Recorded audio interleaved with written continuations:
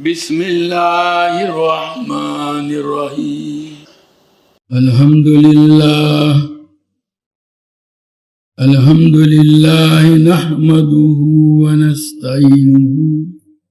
ونستغفره ونؤمن به ونتوکل علیہ ونعوذ باللہ من شرور انفسنا ومن سیئات اعمالنا ونعوذ باللہ من شرور انفسنا ومن سیئات اعمالنا من يهده الله فلا مضل له ومن يضلله فلا هادي له ونشهد أن لا إله إلا الله وحده لا شريك له ونشهد أن سيدنا ومولانا محمدا عبده ورسوله أرسله إلى كافة الناس بشيرا ونذيرا وداعيا إلى الله بإذنه وسراجا منيرا صلى الله تعالى عليه وعلى آلہ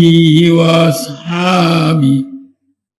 وبارک وسلم تسلیما کثیرا کثیرا اما بعد فاعوذ باللہ من الشیطان الرجیم بسم اللہ الرحمن الرحیم والعادیات ضبحا فالموریات قدحا فالمغیرات صبحا فاثرن به نقعا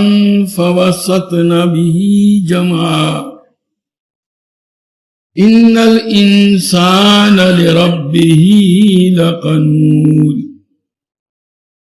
وانه على ذلك لشهيد وَإِنَّهُ لِحُبِّ الْخَيْرِ لَشَدِيدٌ أَفَلَا يَعْلَمُ إِذَا بُؤْثِرَ مَا فِي الْقُبُورِ وَحُصِّلَ مَا فِي الصُّدُورِ إِنَّ رَبَّهُمْ بِهِمْ يَوْمَئِذٍ لَخَبِيرٌ۔ یہ سورہ والعادیات کی تشریح کا سلسلہ چل رہا تھا، جس میں اللہ تبارک و تعالیٰ نے گھوڑوں کی قسم کھائی ہے۔ قسم ہے ان گھوڑوں کی جو ہانپ ہانپ کر دوڑتے ہیں۔ فالموریات قدحا، پھر جو اپنی ٹاپوں سے چنگاریاں اڑاتے ہیں۔ فالمغیرات صبحا، پھر صبح کے وقت وہ یلغار کرتے ہیں۔ فاثرن به نقعا، اور پھر اس موقع پر غبار اڑاتے ہیں۔ فوسطن به جمعا، اور پھر اسی وقت دشمنوں کے جمگھٹے کے اندر جا گھستے ہیں، بیچوں بیچ۔ ان الانسان لربہ لکنود، بے شک انسان اپنے پروردگار کا ناشکرا ہے۔ وَإِنَّهُ عَلَى ذَلِكَ لَشَهِيدٌ، اور وہ خود اس بات کا گواہ ہے۔ وَإِنَّهُ لِحُبِّ الْخَيْرِ لَشَدِيدٌ، اور بے شک وہ مال کی محبت میں بہت پکا ہے۔ أَفَلَا يَعْلَمُ إِذَا بُؤْثِرَ مَا فِي الْقُبُورِ، بھلا کیا اس کو وہ وقت معلوم نہیں جو قبروں میں جو کچھ ہے وہ باہر بکھیر دیا جائے گا۔ وَحُصِّلَ مَا فِي الصُّدُورِ، اور سینوں کے اندر جو کچھ ہے اسے ظاہر کر دیا جائے گا۔ ان ربہم بہم یومئذ لخبیر، یقیناً ان کا پروردگار اس دن ان کی حالت سے پوری طرح واقف ہے۔ یہ تو ترجمہ ہے سورت کا۔ یہ اس سورت میں اللہ تبارک و تعالیٰ نے گھوڑوں کی قسم کھا کر کے دو باتیں ارشاد فرمائی ہیں۔ ایک تو ان الانسان لربہ لکنود، کہ انسان اپنے پروردگار کا بڑا ناشکرا ہے، اور وَإِنَّهُ لِحُبِّ الْخَيْرِ لَشَدِيدٌ، اور وہ مال کی محبت میں بڑا پکا ہے۔ اور پھر اخیر میں اس کو نصیحت فرمائی کہ انسان کو یہ بات یاد رکھنی چاہیے کہ قبر میں جتنے بھی مردے ہیں وہ ایک دن باہر نکال کر کے پھینک دیے جائیں گے، ان کو اللہ تعالیٰ زندہ کریں گے۔ اور لوگوں کے دلوں میں جو راز چھپے ہوئے ہیں، آج کل تو یہ حال ہے کہ آدمی 24 گھنٹے ساتھ رہتا ہے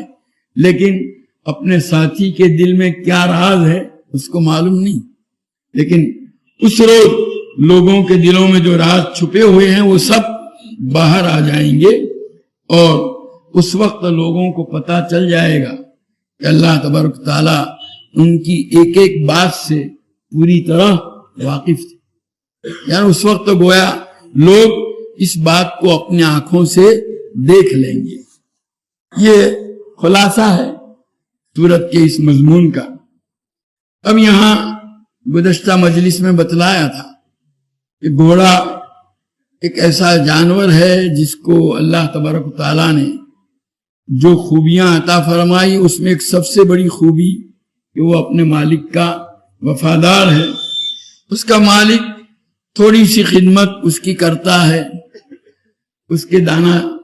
چارہ پانی کا انتظام کرتا ہے، اور محض اتنی بات پر،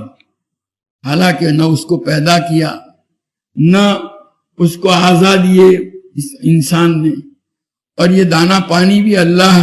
نے جو چیزیں پیدا کی ہے اسی سے حاصل کر کے اس کے لیے اس کا انتظام کرتا ہے، لیکن گھوڑا اپنا مالک کی اس احسان کا بدلہ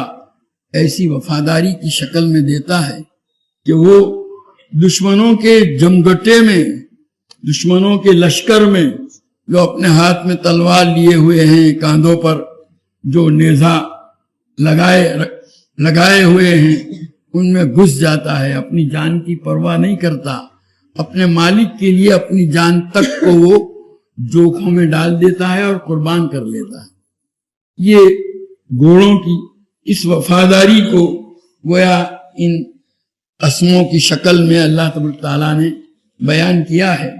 کہ یہ گھوڑے جن کو تم استعمال کرتے ہو اپنے دشمنوں کے مقابلے میں، ذرا دیکھو تو صحیح ہے، اللہ تعالیٰ نے ان کو جو بنایا ہے، تمہارے تابع کیا ہے، تمہارے لیے مسخر کر دیا ہے، تو تمہاری اتنی وفاداری کے ساتھ خدمت کرتے ہیں، ذرا اس کے مقابلے میں تم اپنا حال بھی دیکھو۔ اللہ تبارک تعالیٰ نے تم کو جو نعمتیں عطا فرمائی ہیں، ان نعمتوں کے بدلے میں تم اللہ تعالیٰ کا کتنی اطاعت و فرما برداری کرتے ہو۔ انسان کا حال یہ ہے کہ اللہ تعالیٰ کی نعمتوں کے اندر وہ ڈوبا ہوا ہے۔ اللہ تعالیٰ نے اس کو پیدا کیا، جسم عطا فرمایا، جسم کے قوا اللہ تبارک و تعالیٰ نے عطا فرمائے، دیکھنے کے لیے آنکھیں دی، سننے کے لیے کان دیے، بولنے کے لیے زبان عطا فرمائی،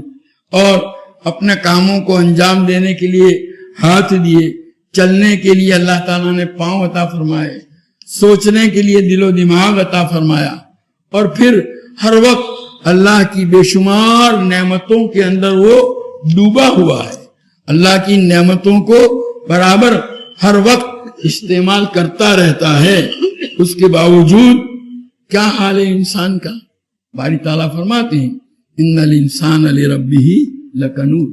کہ انسان جو ہے اپنے پروردگار کا بڑا ناشکرا ہے۔ یہ مشرکین عرب جو تھے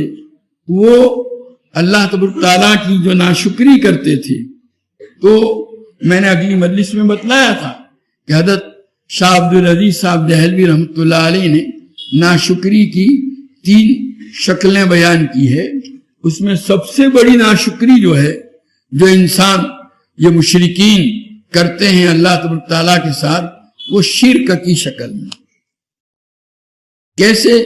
اللہ تعالیٰ نے یہ ساری نعمتیں عطا فرمائی، پیدا کرنے والا اللہ، جسم دینے والا اللہ، سارے قوا عطا کرنے والا اللہ، اور ہر وقت ہر گھڑی اپنی ضرورتوں کے لیے جن چیزوں کو آدمی استعمال کر رہا ہے وہ ساری نعمتیں دینے والا اللہ. اور اس کے باوجود اللہ کی دی ہوئی نعمتوں کو انسان اللہ تعالیٰ کی طرف نسبت کرنے کے بجائے اللہ کے علاوہ دوسروں کی طرف نسبت کرتا ہے. مشرکین عرب کا عقیدہ کیا تھا؟ وہ کہا کرتے تھے کہ اللہ تبارک تعالیٰ نے زمین و آسمان اور سورج و چاند کو تو پیدا کیا ہے، لیکن اس کے بعد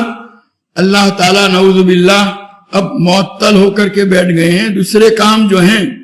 اولاد دینا، روزی دینا اور بیماری سے تندرستی دینا، یہ انسانوں کی حاجت روائی جو ہے، مشکل کشائی، یہ اللہ تبارک تعالیٰ نے دوسری چیزوں کے حوالے کر دی. یہ بت جن کی وہ پوجا کیا کرتے تھے، مشرکین مکہ کے یہاں لات کی پوجا ہوتی تھی اور عزا کی پوجا کی جاتی تھی، منات کی پوجا کی جاتی تھی. یہ انہوں نے گڑھے ہیں اپنے دل سے، اپنے دماغ سے ان بتوں کو گھڑ لیا، اور اب یہ ساری چیزیں جو ان کی حاجتیں پوری ہو رہی ہیں ان کو منسوب کر رہے ہیں کس کی طرف؟ انہی بتوں کی طرف. یہ گویا یہ شرک جو ہے نا، یہ شرک ایک بہت بڑی ناشکری ہے جس کا وہ ارتکاب کر رہے ہیں. اسی کو قرآن پاک میں کفر سے تعبیر کیا گیا، اس لیے کہ کفر عربی زبان کا لفظ ہے. عربی میں لغت کے اعتبار سے اس کا ترجمہ ہوتا ہے ناشکری کا. یہ مشرک شرک کر کے گویا ان تمام نعمتوں کو جو اللہ تبارک تعالیٰ نے انسان کو عطا فرمائی، اللہ کی طرف ان کی نسبت کرنے کے بجائے اور اس بات کا اقرار کرنے کے بجائے اور یہ کہنے کے بجائے کہ یہ نعمتیں اللہ کی دی ہوئی ہیں، وہ ان نعمتوں کی نسبت دوسروں کی طرف کرتا ہے. یہ جو شرک کیا اس نے، ان نعمتوں کا دینے والا اللہ کے بجائے دوسروں کو، بتوں کو، کا اولاد وہ دیتے ہیں، روزی وہ دیتے ہیں، بیماری سے تندرستی وہ دیتے ہیں، مشکل کشائی وہ کرتے ہیں، یہ سب جو ان کی طرف کر رہے ہیں نسبت اللہ کو چھوڑ کر کے، یہ حقیقت میں بہت بڑی ناشکری ہے. قرآن میں ان کے اسی عمل شرکیہ کو کفر سے تعبیر کیا گیا. اور یہ ایک ایسا شرک جو ہے نا، ایک ایسی بڑی ناشکری ہے. سب سے بڑی ناشکری جو ہے وہ شرک ہے، جس کی اللہ تعالیٰ کے یہاں معافی نہیں ہے. ان اللہ لا یغفر ان یشرک بہ ویغفر ما دون ذلک لمن یشاء. تو عربی زبان کے اندر ناشکری کے لیے لفظ استعمال ہوتا ہے کا کفر کا. کفر یعنی ناشکری، اور کافر یعنی اللہ کی ناشکری کرنے والا. یہ مشرکین جو تھے وہ ان تمام نعمتوں کی جو اللہ تعالیٰ نے ان کو عطا فرمائی ہیں، اللہ کو چھوڑ کر دوسروں کی طرف نسبت کر کے گویا اللہ تعالیٰ کی بہت بڑی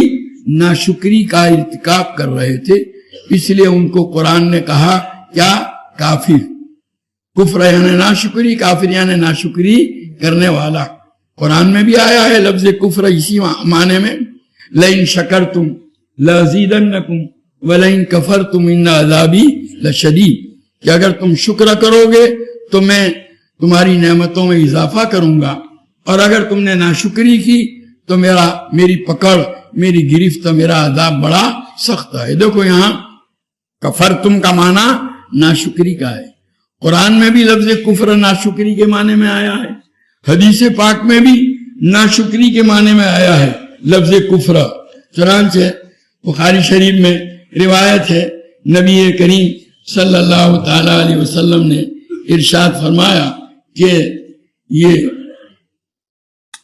عورتوں کے متعلق کہ حضور اکرم صلی اللہ تعالی علیہ وسلم فرماتے ہیں اریت النار فَإِذَا أَكْثَرُ أَهْلِهَا النِّسَاء يَكْفُرْنَ قِيلَ يَكْفُرْنَ بِاللَّهِ قَالَ يَكْفُرْنَ الْعَشِيرَ وَيَكْفُرْنَ الْإِحْسَانَ لَوْ أَحْسَنْتَ إِلَىٰ إِحْدَاهُنَّ الدَّهْرَ ثُمَّ رَأَتْ مِنْكَ شَيْئًا قَالَتْ مَا رَأَيْتُ مِنْكَ خَيْرًا قَطُّ۔ بخاری شریف کی روایت ہے، نبی کریم صلی اللہ علیہ وسلم فرماتے ہیں کہ مجھے جہنم کا نظارہ کرایا گیا تو اس میں بڑی تعداد عورتوں کی تھی۔ حضور صلی اللہ علیہ وسلم نے فرمایا یکفرن، وہ کفر کرتی ہیں۔ تو صحابہ نے پوچھا یکفرن باللہ، اللہ کے ساتھ کفر کرتی ہیں؟ نبی کریم صلی اللہ علیہ وسلم فرمایا یکفرن العشیر و یکفرن الاحسان، اپنے شوہر کی ناشکری کرتی ہیں اور احسان کی ناشکری کرتی ہیں۔ ان کے ساتھ زندگی بھر اگر تم احسان کرو تو وہ یہی کہیں گے جب کبھی کوئی ناگوار بات پیش آئے گی کبھی تجھ سے کوئی بھلائی میں نے نہیں دیکھی۔ تو دیکھو یہاں حدیث پاک میں بھی نبی کریم صلی اللہ تعالی علیہ وسلم نے اسی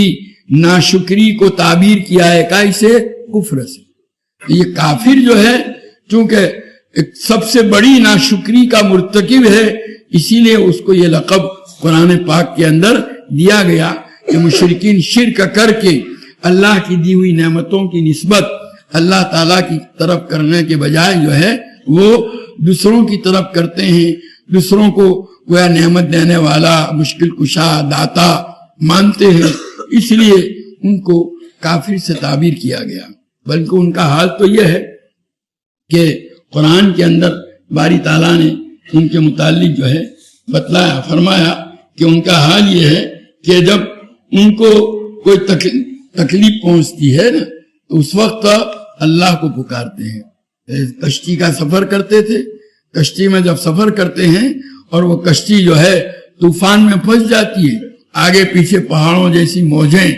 جو ہے کشتی سے ٹکراتی ہیں اور ایسا معلوم ہوتا ہے اب ڈوبی تب ڈوبی، تو اس موقع پر اللہ کے علاوہ کسی اور کو وہ یاد نہیں کرتے، بلکہ اس وقت اللہ تعالیٰ سے یہ بھی وعدہ کرتے ہیں کہ اگر ہم بچ گئے تو ہم آئندہ تجھ ہی سے تیری ہی عبادت کریں گے۔ قرآن پاک میں سورہ یونس میں باری تعالیٰ کا ارشاد ہے هو الذی یسیرکم فی البر والبحر حتی اذا کنتم فی الفلک وجرین بہم بریح طیبۃ وفرحوا بہا جاءتھا ریح عاصف،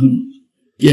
اللہ ہی کی ذات ہے جو تم کو سیر کراتی ہے خشکی میں بھی اور سمندر میں بھی، یہاں تک کہ جب تم کشتی میں سوار ہوتے ہو اور وہ کشتی تمہیں لے کر کے کشتیاں چلتی ہیں اور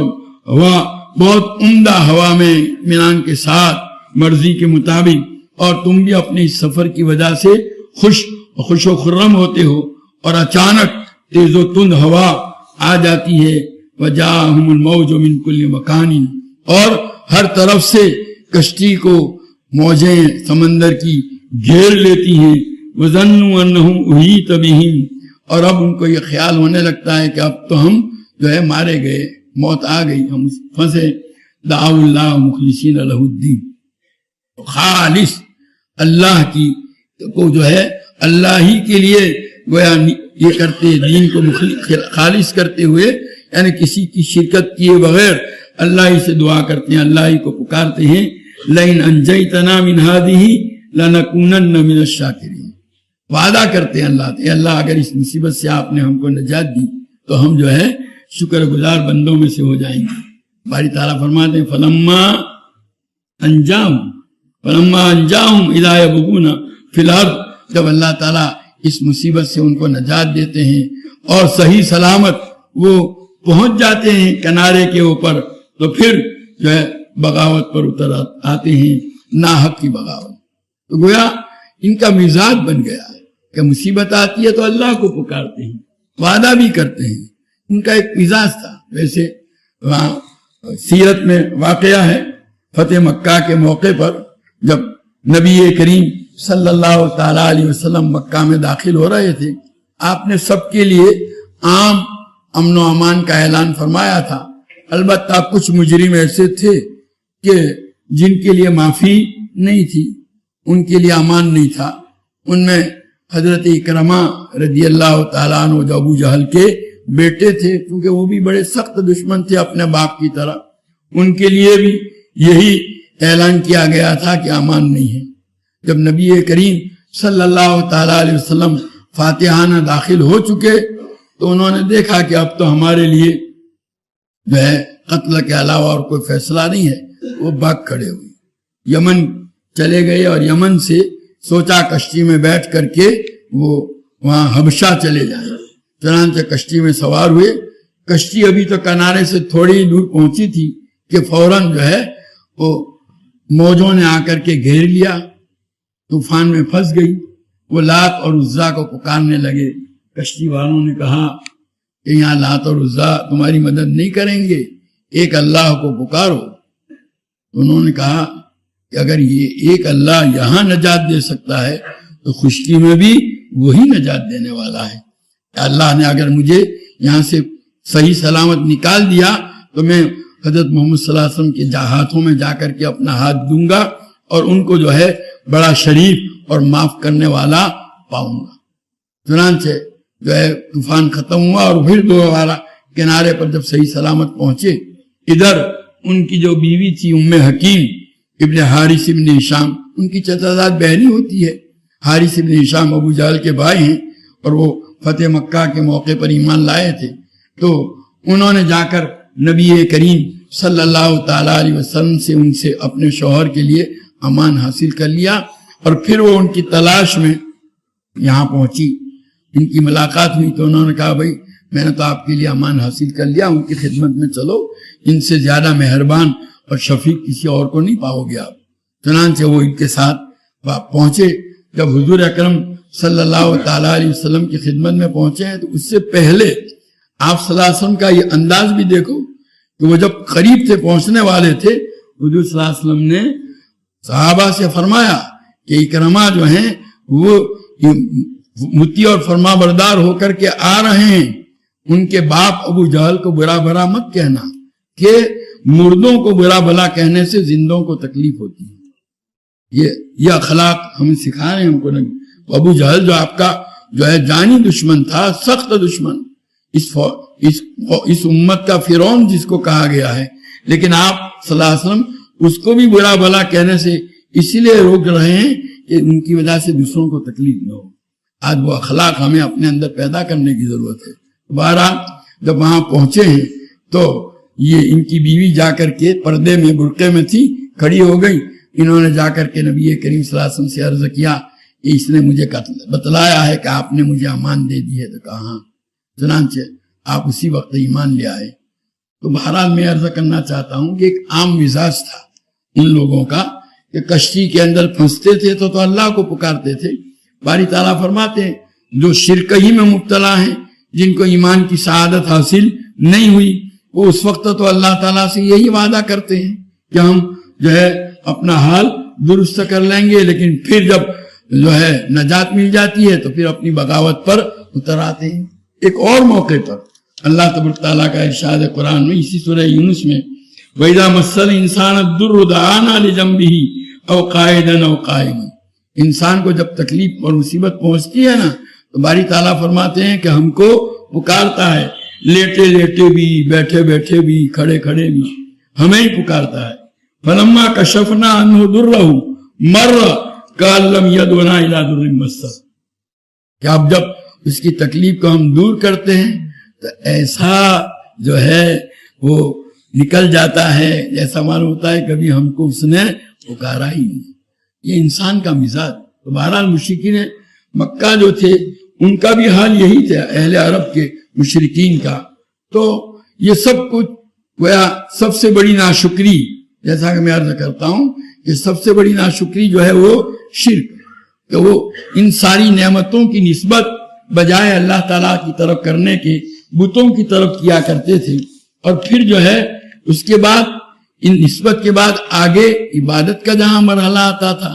تو عبادت بھی انہی کی کرتے تھے، ان کی بتوں. حالانکہ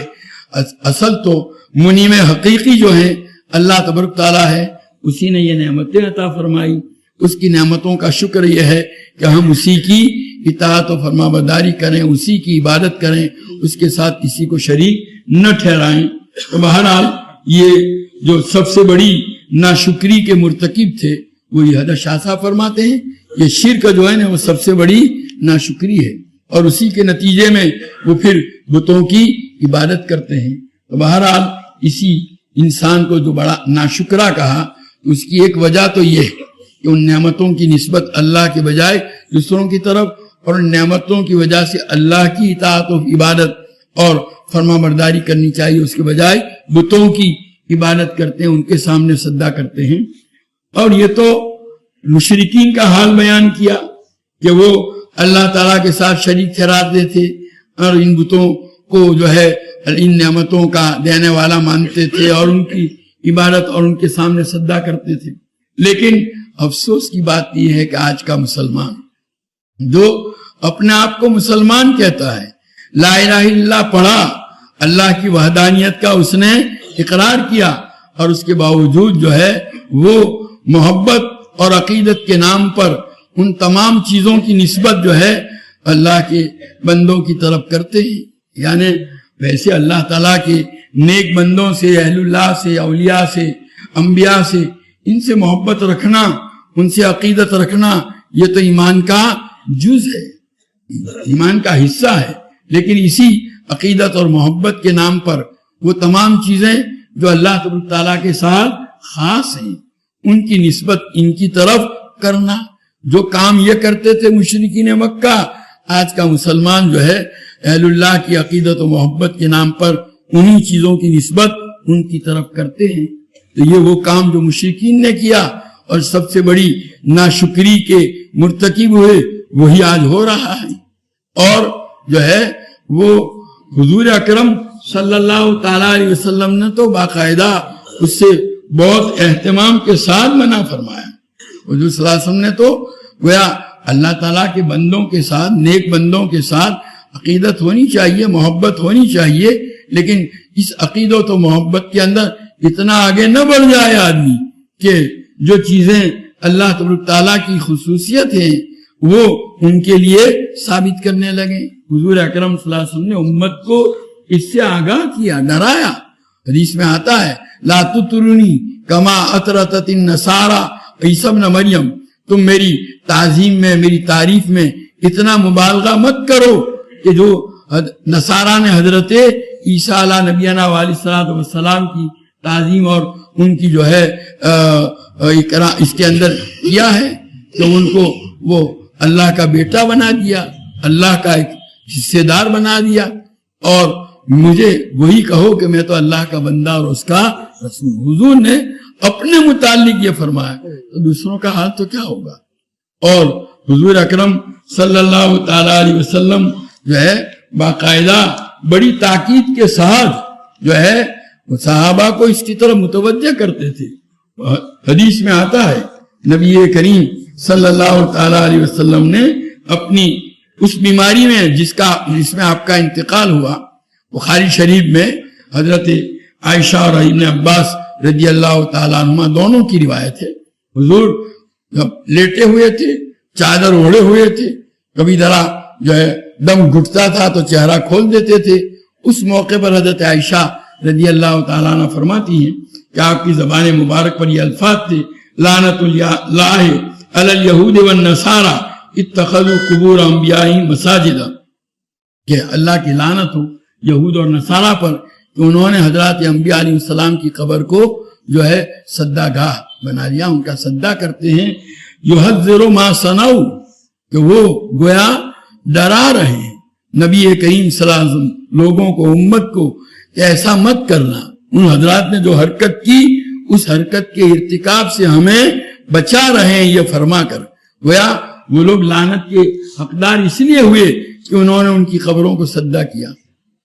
حضور اکرم صلی اللہ تعالیٰ علیہ وسلم امت کو یہ تو گویا متوجہ کر رہے ہیں کہ سجدہ جو ہے وہ تو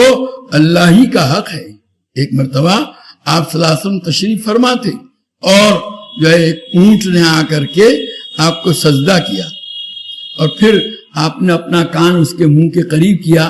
تو اس نے اپنے مالک کی فریاد کی. حضور صلی اللہ علیہ وسلم نے اس کے مالک کو بلوایا, کہا کہ یہ اونٹ جو ہے تمہاری شکایت کرتا ہے کہ تم اس سے کام تو لیتے ہو لیکن تم اس کو دانا پانی چارہ پانی جیسا دینا چاہیے نہیں دیتے. خیر اس کی مالک کو کہا تم لے جاؤ اس کو, اس کا حق ادا کرو. بعد میں صحابہ نے عرض کیا کہ اللہ کے رسول یہ جانور ہو کر اونٹ نے آپ کو سدا کیا, کیا ہم آپ کو سدا نہ کریں؟ حضور صلی اللہ علیہ وسلم نے جواب میں فرمایا کہ نہیں, بلکہ روایت میں یہاں تک ہے کہ اگر تم میری قبر پر سے گزرو گے تو کیا مجھے سدا کرو گے؟ کہا نہیں. گویا یہ بات تو ان کے اندر بھی تھی, آج تو یہاں قبروں کو سدا کر رہے ہیں. تو صحابہ نے عرض کیا کہ جو اونٹ کرتا ہے تو ہم تو زیادہ حقدار کریں, صدے کا حق تو اللہ ہی کا, اللہ کے علاوہ کسی کے سامنے یہ پیشانی جھک نہیں سکتی ہے. تو حقیقت تو یہ ہے کہ وہ چیزیں, وہ کام, وہ عبادت کے وہ طریقے جو اللہ تعالیٰ کے ساتھ خاص تھے, آج اس امت کا فرد اپنے آپ کو مومن اور مسلمان کہتے ہوئے اور لا الہ الا اللہ کا اقرار کرتے ہوئے وہ ساری چیزیں جو مشرکین مکہ اپنے بتوں کے لیے کرتے تھے, عقیدت و محبت کے نام پر ہم اہل اللہ کے لیے کر رہے ہیں. وہی جو ناشکری جس کا طرف اشارہ کیا گیا اس میں, وہی آج ہمارے اندر بھی پائی جاتی ہے. ضرورت ہے اس بات کی کہ ہم اس کا خاص اہتمام کریں اور جو ہے ایسی ناشکری سے اپنے آپ کو بچانے کا اہتمام کریں. نبی کریم صلی اللہ علیہ وسلم تو اس معاملے میں اتنے زیادہ محتاط تھے کہ ایک مرتبہ مال غنیمت حاصل ہوا, آپ نے تقسیم فرمایا اور تقسیم فرماتے ہوئے آپ نے ارشاد فرمایا انما انا قاسم واللہ یعطی, کہ میں تو تقسیم کرنے والا ہوں اور دینے والی ذات اللہ. حالانکہ آپ بانٹ رہے ہیں اپنے دستے مبارک سے, لوگوں کو یہ دے رہے ہیں, لیکن آپ صلی اللہ علیہ وسلم لوگوں کو بتلا رہے ہیں کہ تمہیں اگرچہ میرے ہاتھ سے مل رہا ہے لیکن دینے والا میں نہیں ہوں. تم کو چاہیے کہ دینے والا کس کو سمجھو؟ اللہ ہی کو. آپ اتنا زیادہ گویا اس معاملے میں جو ہے لوگوں کی تربیت فرماتے تھے کہ مال غنیمت کی تقسیم کے موقع پر بھی آپ نے یہ جملہ ارشاد فرمایا کہ میں تو تقسیم کرنے والا ہوں, دینے والی ذات وہ اس وقت تم کو اگرچہ میرے ہاتھ سے مل رہا ہے لیکن تم کو یہ سمجھنا چاہیے کہ میں نے نہیں دیا. کس نے دیا؟ اللہ. میرے ہاتھ سے اللہ نے تقسیم کرایا ہے. تو جب یہ ظاہری چیزوں میں آپ صلی اللہ علیہ وسلم اتنا زیادہ اہتمام کرتے تھے, تو آج جو ہے اللہ کے نیک بندوں کی قبروں پر جا کر کے ان کو داتا اور اولاد وہاں جا کر کے مانگنے کی, روزی وہاں جا کر کے مانگی جا رہی ہے, اور جو ہے شفا اور تندرستی وہاں جا کر کے مانگی جا رہی ہے, ان کے نام کی جو ہے نظریں اور منتیں مانی جا رہی ہے. تو یہ وہی کام ہے جو مشرکین کیا کرتے تھے اور جن کے متعلق ان الانسان لربہ لکنود, بے شک انسان اپنے پروردگار کا بڑا ناشکرا ہے. تو سب سے بڑی ناشکری جو ہے وہ یہی ہے کہ نعمتیں دی کس نے؟ اللہ نے, اور نسبت کس کی طرف کر رہے ہیں؟ وہ تو دوسروں کی طرف کر رہے ہیں. دینے والی ذات اللہ کی اور کہہ رہے ہیں کہ فلانے نے دی, اور ان نعمتوں کا دینے والا حقیقی منعم اللہ ہے. اس کا حق یہ تھا کہ اس کی عبادت کی جاتی, اس کے سامنے پیشانی ٹیک کی جاتی, اس کے سامنے سجدہ کیا جاتا, اس کے بجائے دوسروں کے سجدے کیے جا رہے ہیں. تو یہ واقعہ یہ ہے کہ یہ جو ناشکری کا پہلا سب سے اعلیٰ درجہ ہے وہ شرک, وہ یہاں اس کی یہ پہلی قسم ہے. اس کے علاوہ اور دو قسمیں بھی حضرت شاہ صاحب نے بیان کی ہیں, وہ انشاءاللہ آئندہ مجلس میں بیان کریں گے. ضرورت ہے کہ ہم اپنے آپ کو ناشکری کی ان شکلوں سے بچانے کا اہتمام کریں. سبحانک اللہم و بحمدک و تبارک اسمک و تعالی جدک و لا الہ غیرک. اللہم صلی وسلم و بارک علی سیدنا و مولانا محمد وعلی آل سیدنا و مولانا محمد کما تحب و ترضى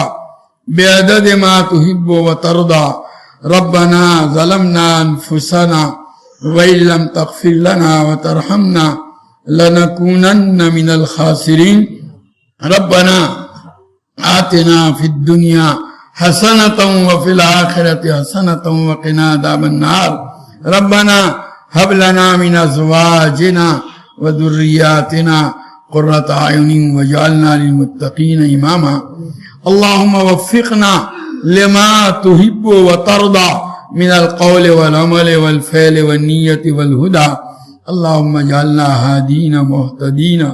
غير ضالين ولا مضلين سلما لأوليائك وحربا لأعدائك نحب بحبك من أحبك ونعادي بعداوتك من خالفك من خلقك اللهم أغننا بالعلم وزينا بالحلم واكرمنا بالتقوى وجملنا بالعافية اللهم آتنا أفضل ما تؤتي عبادك الصالحين اللهم لا تنزي منا صالح ما أعطيتنا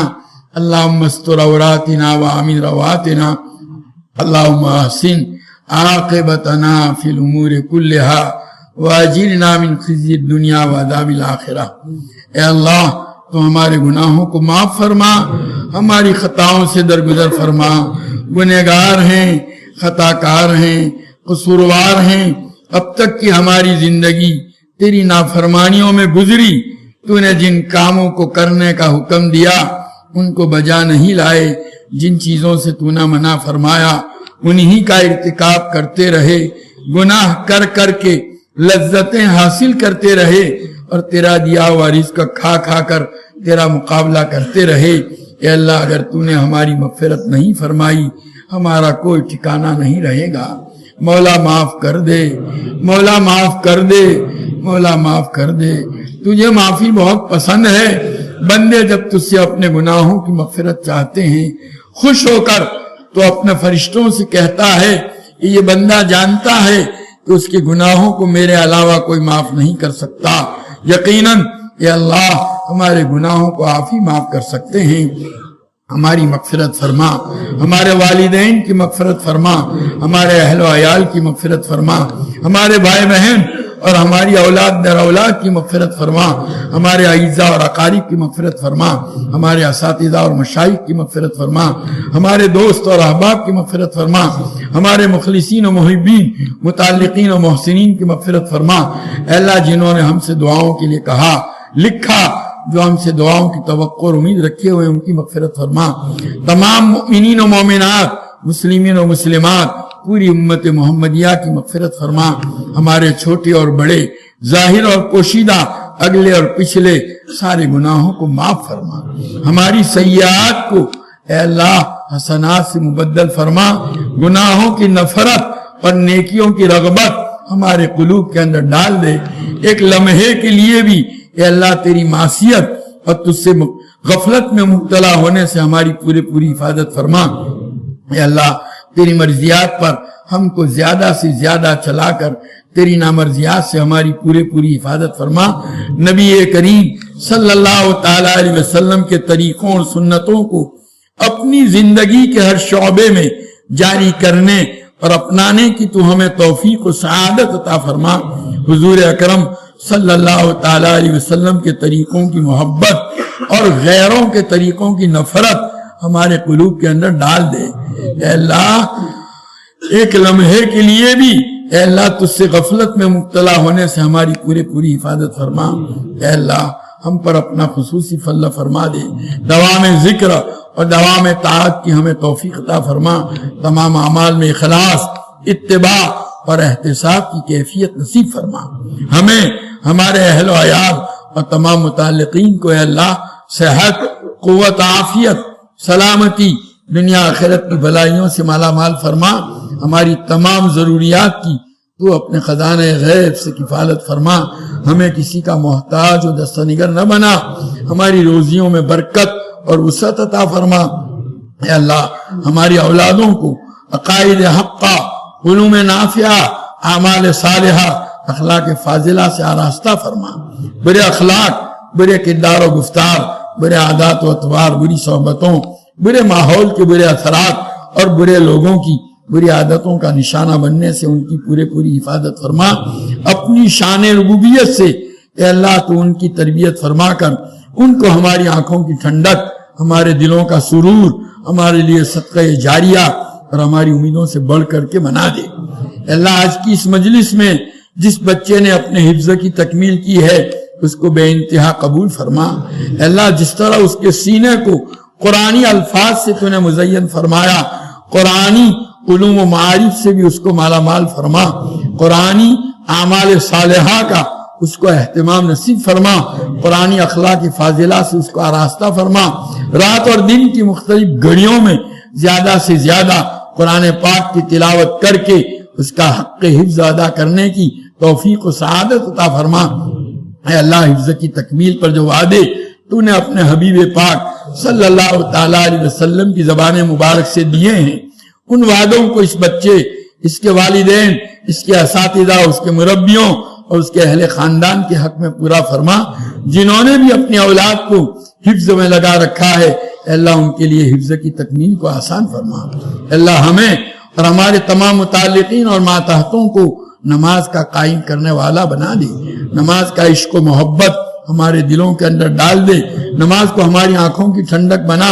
اے اللہ نماز کے انوار و برکات سے ہماری زندگیوں اور ہمارے گھروں کو منور اور معمور فرما، عبادات کا اہتمام نصیب فرما، معاملات کی درستگی عطا فرما، معاشرت کا حسن عطا فرما، آپسی حقوق کی ادائیگی کا اہتمام نصیب فرما، آپس کی حق تلفیوں سے اے اللہ ہماری پوری حفاظت فرما، مختلف حیثیتوں سے جو ذمہ داریاں اور فرائض منصبی تو نے ہم پر لازم کیے ہیں، پوری امانت و دیانت کے ساتھ ان کو ادا کرنے کی ہمیں توفیق عطا فرما، ان کی ادائیگی میں ادنا خیانت اور بددیانتی کے ارتکاب سے تو ہماری پوری حفاظت فرما۔ اے اللہ تو ہمیں اپنی کمزوریوں، اپنی کوتاہیوں، اپنے قصور، اپنے عیوب و ذنوب کا ادراک اور احساس عطا فرما کر اس کی اصلاح کی توفیق عطا فرما۔ اے اللہ ایمان کی سلامتی کے ساتھ دنیا سے جانا نصیب فرما، معلوم نہیں کب اور کہاں زندگی کی شام ہو جائے۔ اے اللہ ایسی حالت میں موت آوے کہ ہمارے دل ایمان کے نور سے منور ہوں، زبان پر کلمہ طیبہ جاری ہو، تو ہم سے راضی ہو اور ہم تجھ سے راضی ہوں، تیرے اور تیرے بندوں کے حقوق میں سے کوئی حق ہم پر واجب الادا باقی نہ رہ گیا ہو۔ اے اللہ ایسی حالت میں موت عطا فرما، قبر کے عذاب سے حفاظت فرما، محشر کی ہولناکیوں سے حفاظت فرما، اس دن کی رسوائی سے بچا لے، اس دن اپنے عرش عظیم کا سایہ عطا فرما، اپنے حبیب پاک صلی اللہ علیہ وسلم کے مبارک ہاتھوں حوض کوثر کا جام نصیب فرما، حضور پاک صلی اللہ علیہ وسلم کی شفاعت مرحمت فرما۔ اے اللہ نیکیوں کے پلڑے کو جھکا دے، دانے ہاتھ میں نامہ اعمال نصیب فرما، کل صراط پر سے عافیت کے ساتھ گزار کر جہنم کے عذاب سے پوری حفاظت فرما کر اے اللہ جنت کے اندر دخول اولین نصیب فرما۔ اے اللہ ہمارے بیماروں کو صحت کاملہ عاجلہ مستمرہ عطا فرما، حضرت مولانا طلحہ صاحب کو، مفتی آدم صاحب کو اے اللہ صحت کاملہ عاجلہ مستمرہ عطا فرما، حضرت مولانا سید واضح رشید صاحب کی بھرپور مغفرت فرما، اپنی رحمت و مغفرتوں سے ان کو ڈھانپ لے، جنت الفردوس میں ان کو اعلیٰ مقام عطا فرما، ان کی حسنات کو قبول فرما، سیئات سے درگزر فرما، اے اللہ ان کی قبر کو جنت کا باغیچہ بنا، اے اللہ جو مقروض ہیں ان کے قرضوں کی ادائیگی کی شکلیں پیدا فرما، جو پریشان حال ہیں ان کی پریشانیوں کو دور فرما، جو حاجت مند ہیں ان کی حاجتوں کو پورا فرما، جو قید و بند میں محبوس ہیں اے اللہ ان کو رہائی نصیب فرما،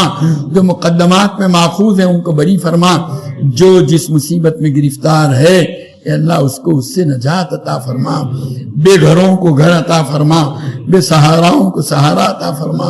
بے روزگاروں کو روزگار عطا فرما، بے اولادوں کو اولاد عطا فرما، اے اللہ جو نرینہ اولاد کے خواہش مند ہیں ان کو نرینہ اولاد عطا فرما، اے اللہ جن کی اولادیں نافرمان ہیں ان کی اولادوں کو تو تیرا اور ان کے ماں باپ کا مطیع و فرما بردار بنا کر ماں باپ کی آنکھیں ٹھنڈی فرما، جن کی اولادیں شادی کی عمروں کو پہنچ چکی ہیں صالح جوڑ عطا فرما کر ان کے نکاح کی صورتیں پیدا فرما، اے اللہ جن کی ازدواجی زندگیاں تلخی کا شکار ہیں ان کو ازدواجی زندگی کی خوشگواریاں عطا فرما، حضور پاک صلی اللہ علیہ وسلم کا امتی جہاں کہیں بھی ہو اے اللہ اس کے ایمان و اسلام کی، جان و مال کی، عزت و آبرو کی، اہل و عیال کی، تجارت و زراعت و کاروبار کی، ہر چیز کی پوری حفاظت فرما، پورے عالم میں امت محمدیہ جہاں کہیں مظلومیت کا شکار ہے اے اللہ اس کی بھرپور نصرت فرما، ظالم کے ہاتھ کو ظلم سے روک دے، شیعیت اور رافضیت کے شر ان کی سازشوں ان کے غلبے سے عالم اسلام کی حفاظت فرما۔ اے اللہ ممالک اسلامیہ کے سربراہوں کو ہدایت عطا فرما، بے دینوں ملحدوں کی سربراہی سے ان ممالک کو نجات عطا فرما کر دیندار امانت دار غیرت ایمانی سے بھرپور ہاتھوں میں اقتدار عطا فرما، جو اپنے اپنے علاقوں میں شریعت مطہرہ کو جاری و ساری کرنے والے ہوں۔ اے اللہ خلافت راشدہ کے نہج پر خلافت اسلامیہ قائم فرما، ترکی کے حکمرانوں کی بھرپور نصرت فرما، اپنوں کی غداری اور غیروں کی سازشوں سے ان کی پوری حفاظت فرما۔ اے اللہ حرمین شریفین کی پوری حفاظت فرما، اس کے تقدس کی، اس کے ادب و احترام کی حفاظت فرما۔ جو حکمران اے اللہ اس کے تقدس کو مجروح کر رہے ہیں، اے اللہ ایسوں کے ہاتھ سے اقتدار چھین کر ایسے نیک بندوں کے ہاتھ میں عطا فرما جو اس کے تقدس اور ادب احترام کی حفاظت کرنے والے ہوں۔ اے اللہ اس ملک میں امن و امان کی فضائیں قائم فرما، یہاں بسنے والی قوموں میں آپس میں محبت، رواداری اور حسن سلوک کو عام فرما۔ جو لوگ ان کے درمیان بغض اور عداوت کے بیج بو کر اپنے ناروا مقاصد کو حاصل کرنا چاہتے ہیں، اللہ ان کی سازشوں کو ناکام کر دے، ان کے ایجنڈوں کو ناکام کر دے۔ اللہ آنے والے انتخابات کے موقع پر اے اللہ تیرے ایسے بندوں کو اقتدار عطا فرما جو تیری مخلوق کے ساتھ محبت سے پیش آنے والے ہوں، انصاف سے پیش آنے والے ہوں، اچھے سلوک سے پیش آنے والے ہوں۔ اے اللہ جو خوشحالی کے ضمانت دینے والے ہوں، اے اللہ ایسوں کے ہاتھ میں اقتدار عطا فرما، اپنے فضل کا معاملہ فرما دے۔ اے اللہ ہمارے اسلاف کرام تیرے نیک بندوں نے جو سلسلے اس ملک کے اندر قائم کیے ہیں، مدارس عربیہ، مکاتب قرآنیہ، مراکز دینیہ، خانقاہوں، مساجد، تبلیغی اور دینی مراکز، دینی جماعتیں اور جمعیتوں کی شکل میں اے اللہ ان تمام کی حفاظت فرما، شاعر اسلامیہ کی حفاظت فرما، اپنے فضل کا معاملہ فرما دے۔ اے اللہ ہمارے والدین، ہمارے اساتذہ، ہمارے مشائخ جنہوں نے ہماری تعلیم و تربیت کے لیے مشقتیں اٹھائی، تکلیفیں جھیلی، ہماری غفلتوں کو برداشت کیا، ان تمام کو تو ہماری طرف سے اپنی شان بہترین بدلہ دنیا اور آخرت کے اندر عطا فرما۔ جو جا چکے ہیں ان کی قبروں کو نور سے بھر دے، اپنی رحمتوں مغفرتوں سے ڈھانپ لے، جنت الفردوس میں ان کا اعلیٰ مقام و مراتب عطا فرما۔ جو موجود ہیں ان کی عمروں میں، ان کی صحت و قوت و عافیت میں، ان کے اعمال خیر میں، ان کی علمی دینی اور ملی خدمات کے میں بے انتہا خیر و برکت عطا فرما کر ان کی قدردانی کی ہمیں توفیق عطا فرما۔ اے اللہ جو صلاحیتیں، جو قوا، جو نعمتیں، جو اسباب و وسائل تو نے ہمیں عطا فرمائے ہیں تیرے دین، علم دین اور ایمان و اسلام کی اشاعت کے لیے، حفاظت کے لیے، خدمت کے لیے ان کو استعمال کرنے کی توفیق عطا فرما۔ ان قیمتی سرمایوں کو اے اللہ دنیا کے پیچھے ضائع کرنے سے ہماری حفاظت فرما، ابنائے دنیا میں سے نہ بنا، ابنائے آخرت میں سے بنا دے۔ اے اللہ تیرے حبیب پاک صلی اللہ تعالیٰ علیہ وسلم نے جتنی خیر اور بلائی تجھ سے مانگی ہمیں اور پوری امت کو عطا فرما، اور جن شرور اور برائیوں سے پناہ چاہی اس سے ہماری اور پوری امت کی حفاظت فرما۔ اس مجلس میں شریک تیرے تمام بندوں اور بندیوں کی جائز اور نیک مرادیں پوری فرما، جو مانگا وہ بھی عطا فرما، مانگنے سے رہ گیا وہ بھی عطا فرما۔ آج تک تجھ سے مانگ کر کبھی محروم نہیں ہوئے، اب بھی اور آئندہ بھی محروم نہ فرما۔ ربنا جینا کتائبین فلا تردنا خائبین، ربنا تقبل منا انک انت السمیع العلیم وتب علینا انک انت التواب الرحیم۔ صلی اللہ تعالی علی خیر خلقہ سیدنا و مولانا محمد و آلہ و اصحابہ اجمعین برحمتک یا ارحم۔